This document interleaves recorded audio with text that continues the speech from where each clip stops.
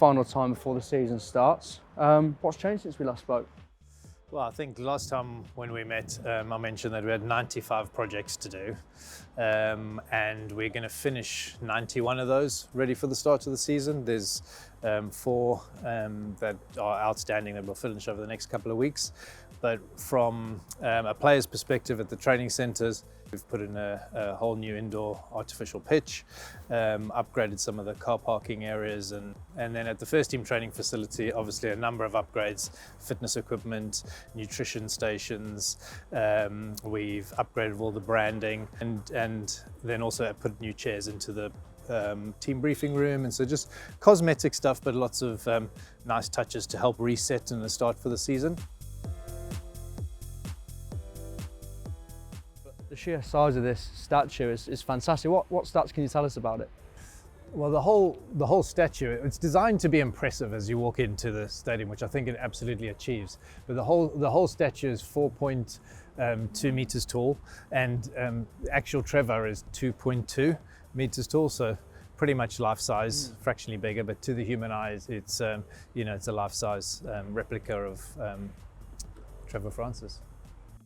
So Nick, I know one of the things you wanted to improve on was the box holders experience. What can you tell us that's been going on in here?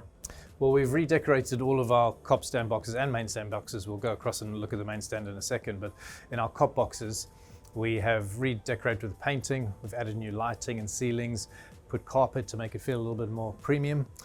We've filled in the step to give us much more flexibility of the hospitality space and added more loose furniture and taken away the fixed furniture seating, again to give us more flexibility. So this provides a much better match day experience for our box holders, but then also on non-match day gives us more flexibility on how we use it to increase our commercial revenue opportunities. Heading down the stairs to the Jewel, which has made the change from the boardroom last season. Why was that change necessary? Well, I think it's just a general upgrade to the facility, right, to the room, and we're using this period between now and the new stadium to try things. So we've got the opportunity to do it. We worked with the boardroom previously, and we've had feedback from the people that use the lounge, and so now we've kind of rebranded the room, redecorated it, and once again giving us more flexibility on the spaces that we have, but then also making this area feel more premium. In the last change that we made to the space, we had some issues we had to resolve on acoustics, but which we have done in here, but then also just really kind of redecorated to feel more premium. But this creates that kind of first tier of hospitality and has a real, lovely feel to it, which we've kind of pulled through in a number of the decoration areas that we've done. Some people call the areas platinum or silver or whatever, whereas we've got the link to the jewelry quarter, and so calling ours the Jewel absolutely fits what we're trying to achieve here in terms of the quality and the premiumness. We've got our new logo. This has just gone in, so you're the first to see it, and then let's show you some of the other areas. So across the whole Jewel lounge, we've just added some lovely features. So new lighting, some gold touches to the ceiling, improved acoustics, new wallpaper, some beautiful wood paneling around the bottom. We've added curtains into the Jewel to help us achieve acoustic protection, and then secondly is to also just make it feel a bit warmer and a bit more intimate in the space. And then we're also we use this room on non-match days, and so it also needs to be a kind of leadership team boardroom, and so we have a new panel going in with a TV that we can hide with video conferencing, and then on match day just be like a beautiful premium lounge that our fans love to use. Well, Nick, you touched on it earlier, the pitch has undergone a renovation over the summer. Now we're up close. What can you tell us about it? Yeah, so the last pitch, we corro off the top down to about 20 millimeters.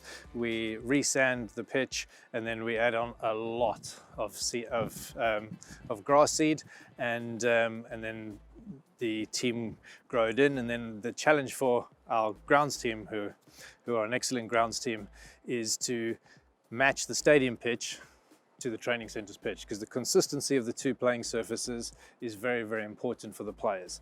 And so we measure both epic training pitches, and these pitches across 18 different performance metrics constantly.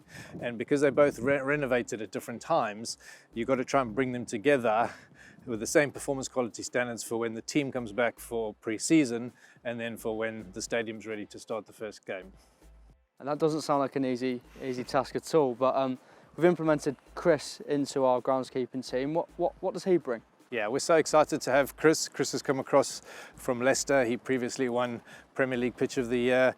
He won Championship Pitch of the Year. So he's going to bring a wealth of knowledge, experience and expertise to the team. He's going to help elevate our team and then, meet our ambitions of kind of having the best pitch in the league and also setting us up for the Premier League. Okay, so Nick, we're entering the main stand boxes. It's fair to say this needed maybe a little bit of a lift. What's happening in here? Agreed. At last, we managed to get across to the main stand, and so I think you've just seen where we walked through. We've completely revarnished all of the woodwork in the main stand, which is many years old.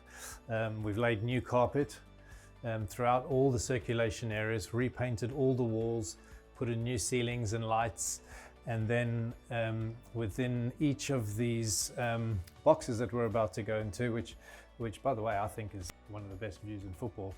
These old stands are just fantastic, the way so much closer to the pitch, getting down much lower.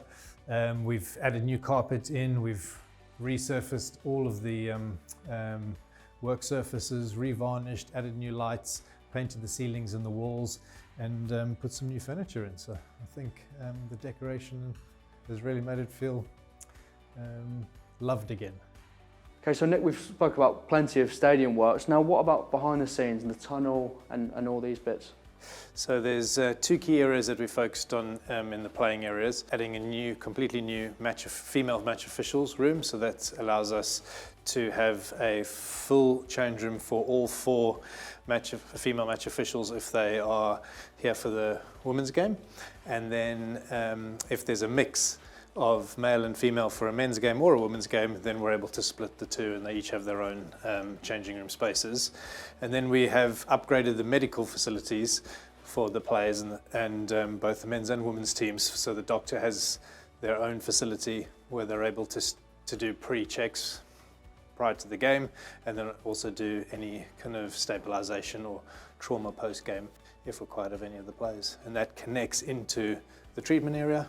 So it's got a great adjacency, and then also into the players' change. So it's worked out really well. And we can see plenty of hard work's gone into the stadium over the summer. Can we touch on the sports quarter and where we are? Yeah, of course. So we are currently in a design competition for the stadium. Right. So we started off with 13 architect companies that applied to be sports architects for the stadium. We're now down to 5, and those 5 architects are in a competition, a paid competition, and that process is about a third of the way through. So we look to complete that at the end of September, select the stadium sports architect for the new sports quarter in October, and then they'll be running in, because it's a very detailed design competition, they'll be running in then to kind of get into the detailed designs of the selected concept stadium design. And at that time we've starting to develop a strategy around coming out to speak to a lot of the fans and have a significant number of fan groups across multiple sections of our fan communities. So that's a bit on the stadium architect and design, and then on the rest of the sports quarter we've got about 80 people, 80 consultants working on land acquisition, master plan design, sustainability, technology, planning. Clearly there's just so many facets to the development of the sports quarter. It's a huge project, and those continue at pace. We're through the first phase of the master plan. We're working very closely with the Birmingham City Council.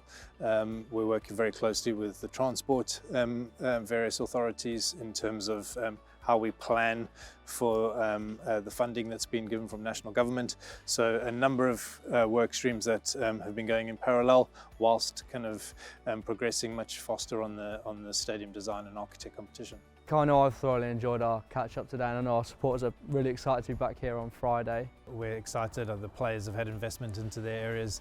The fans have got an uplift and redecoration in a lot of the stadium, both from general admission and bars, and a nice refresh in the hospitality areas. We've uplifted as well.